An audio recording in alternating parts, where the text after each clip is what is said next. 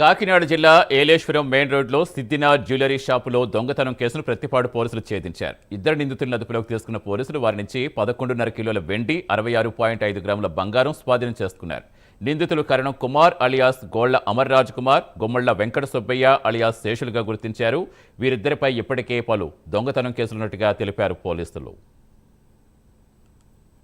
9వ తారీఖున Yeleswaram police station పరిధిలో ఉన్న సిద్దినాథ్ జ్యువెలర్ షాప్లో బంగారం మరియు వెండి వస్తువులు దొంగతనం జరిగింది.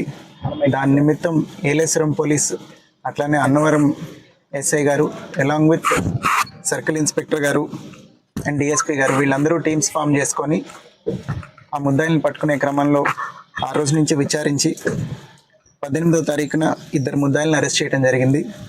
కరణం కుమార్ అలియాస్ గోళ్ల అమర్ రాజ్ కుమార్ అలియాస్ గవ్వల అమర్ రాజ్ కుమార్ ఈయనొకళ్ళు, అట్లనే గుమ్మళ్ళ వెంకట సుబ్బయ్య అలియాస్ శేషు వీళ్ళిద్దరిని అరెస్ట్ చేసి 11.5 కేజీల వెండి అట్లనే 66.5 గ్రాముల బంగారాన్ని రికవర్ చేయడం జరిగింది.